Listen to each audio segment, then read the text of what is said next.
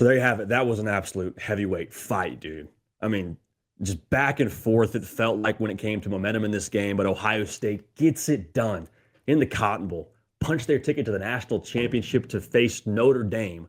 Final score in Dallas, 28 for the Buckeyes.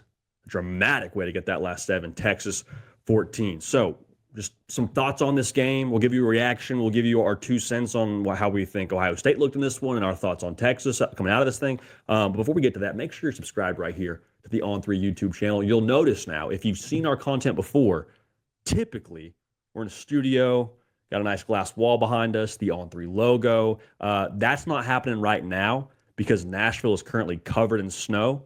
So we decided, you know what, we're going to find a way. Find a way to get this done. Caden Smith on the ones and twos. We rigged this up, talking some ball, obviously, with Ohio State punching their ticket to the national championship. There's a lot there, man. Where do you want to start? For Ohio State, this game was far from pretty compared to the last two games. Like, the offense never totally got it in gear. Texas threw some haymakers. Up front, Ohio State had a little bit of issues with what Texas was defensively. I mean, Colin Simmons for Texas is an absolute dude. But the reason why it should be so validating if I'm a Buckeye today is just that it wasn't pretty. There was some warts.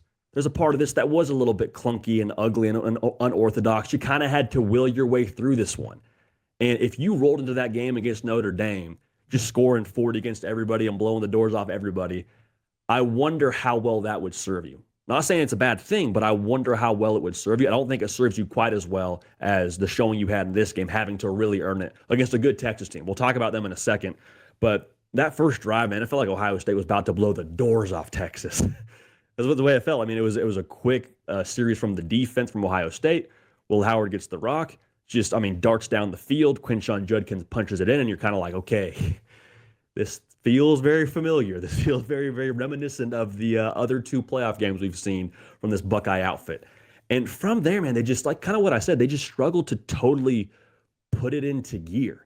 And some of that, just so we're on the same page, is completely controllable and inflicted wounds from Ohio State. Like the penalties tonight, man, I got 9 for 75 yards. Just surrendering darn near a whole football field in terms of field position. Like, yeah, that's probably going to give you some issues offensively, and it totally killed their rhythm from the personal fouls to the bad holds and all that. So offensively, the way that they struggled to meet that clean kind of game that you would have liked to see in this game, does that concern you? I don't know if it concerns you, but I think the fact you were able to overcome it in a lot of ways should encourage you. They weren't really able to run the football. Like, it's bizarre to say with how good they were when it comes to talent in that running back room. But like Trevion Henderson, 42 yards. Obviously had the big touchdown reception to end the half. Quinshon Judkins had 9 for 36. 2 touchdowns, like you'll take it. But just overall, man, it never really felt like this Ohio State operation got it in gear. To make a larger point here, Jeremiah Smith, I requested 2 thumbnails for a reaction tonight. I requested a Texas thumbnail in case they won. I requested an Ohio State thumbnail in case they won. On my Ohio State thumbnail, I'm thinking, okay, I want to probably feature someone who's going to be prominent in this football game. So I'll put Will Howard. I'll put Jeremiah Smith. Jeremiah Smith, 1 catch, 3 yards. Nothing's wrong with your YouTube video right now. 1 catch for 3 yards. He wasn't even really a factor in this game, and Ohio State still found a way to get it done.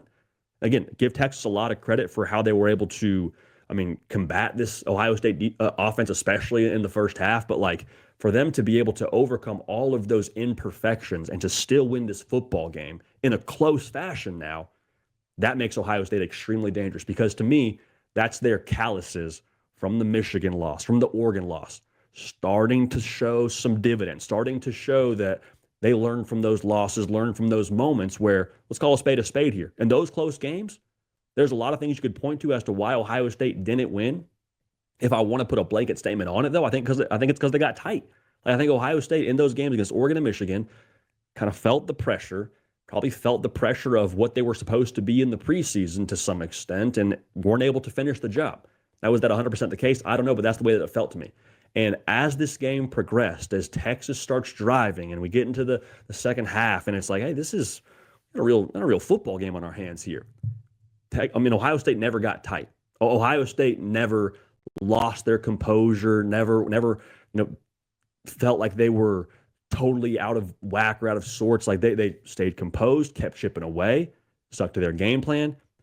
I want to make sure I highlight the acquisitions that Ohio State had this offseason that I think made the difference in this football game. Like total team win, the defense did what they did. We'll talk about them in a second. But the bag that Chip Kelly brought out in the second half, again, it wasn't an explosion offensively. Scored 21 points. That's a real good Texas outfit. Go check the numbers on them.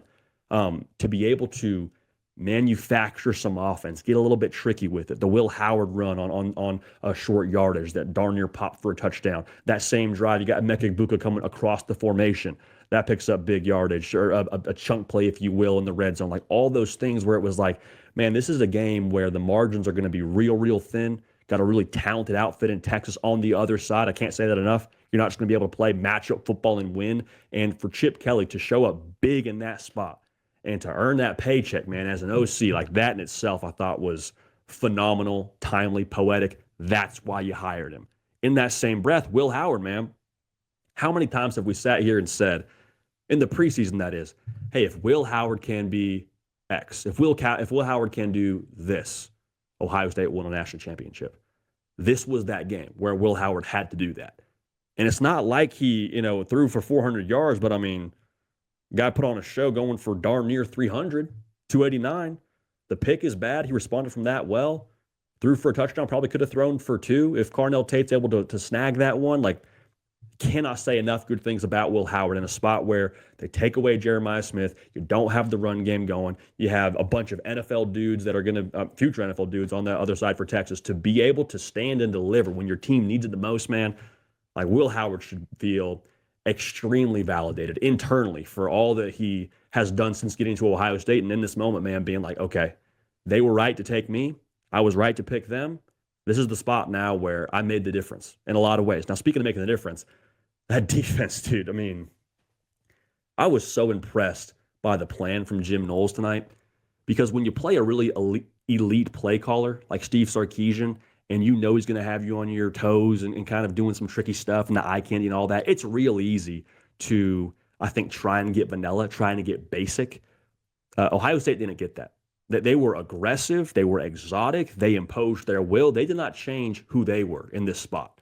And the personnel in itself, I think, rose big. Caleb Downs, my note I have on him, what I have written down is just like, he's so good. He's so good.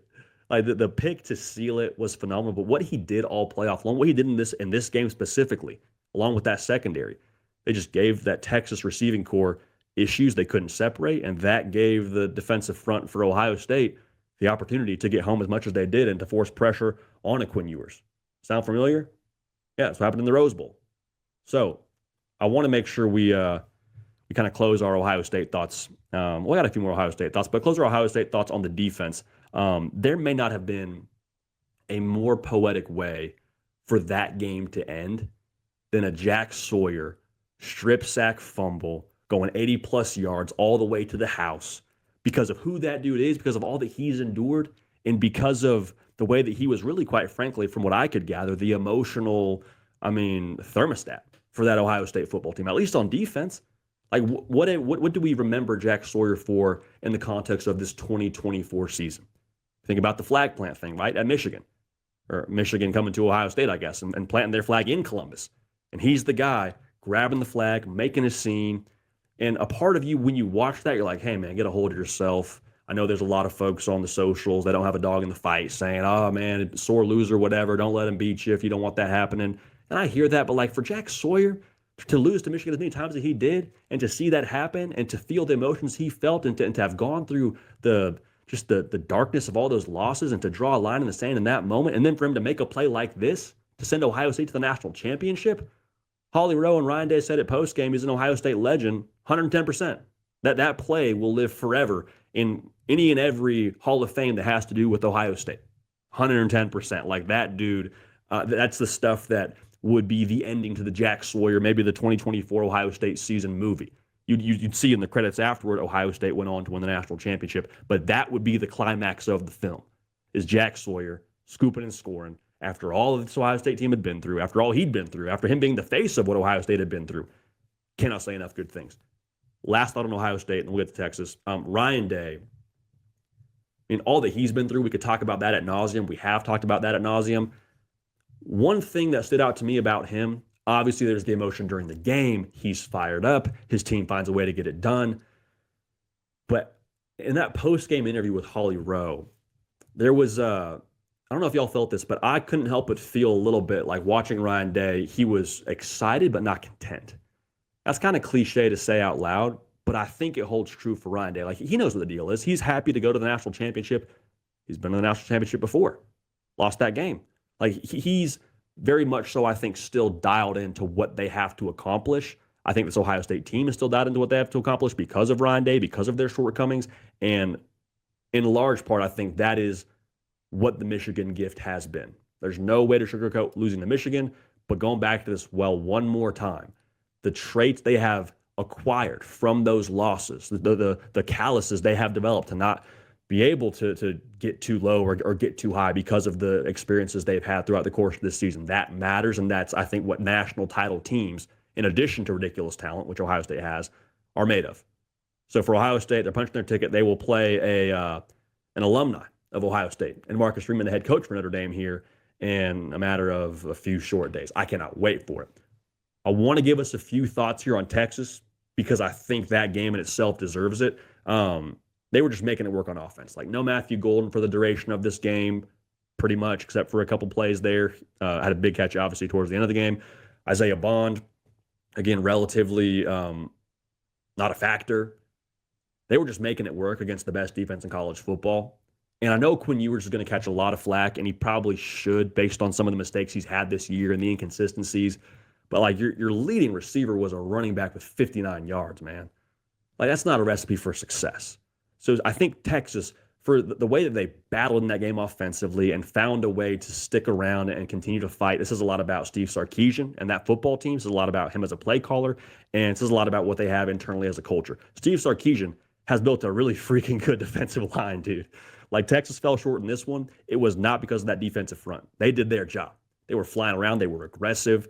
They kind of tasted their blood early against Ohio State, settled in, swung back, started connecting on haymakers.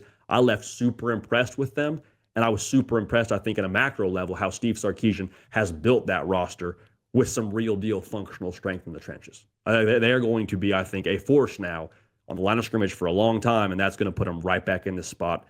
I happen to believe in the not-too-distant future, if not next season. So one more thing on Quinn Ewers. There's the Thamel interview from game day where, I'm paraphrasing, but Thamel essentially says, do you expect to be playing college football next year? Quinn Ewers says no. And I think he was being truthful. I don't think any part of that is not a reality. But I do just personally hope that Quinn Ewers comes back, because you see so much from him in different spurts that make me feel like he could be a very, very high-level quarterback. He could be the quarterback that we thought he was going to be coming into the season, should he find a spot where he can be more consistent. Now, obviously, if he comes back to college football, it won't be at Texas. We all understand that. The Arch Manning era started whenever clock hit triple zeros in Jerry World. So we get that. But, like, I just watching him this year, and I get the pushback from Texas fans and the frustration with him, and again the inconsistency and what he was supposed to be versus what he was. I totally get that. You pair that with the reality that Arch Manning is in the wings, like, that's pressure in itself, and probably hard not to get excited about the future with this guy Quinn Ewers, who's not really delivering how you thought he would.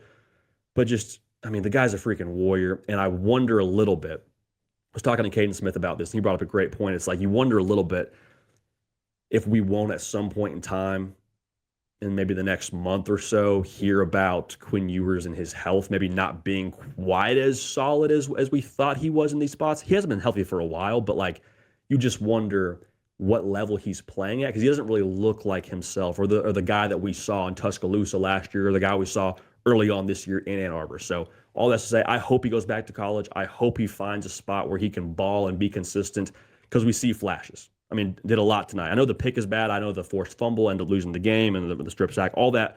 But 283 against this defense, I mean, the plays he was making against pressure, I'm a Quinn Ewers fan. I get the frustration. I get the emotion, but I'm not yet selling my stock. So, yeah, we had a lot of thoughts on that game. We've been rolling here for a few minutes. Appreciate y'all being dialed in. Again, make sure you subscribe if you haven't already. If you're an Ohio State fan, national championship now right around the corner.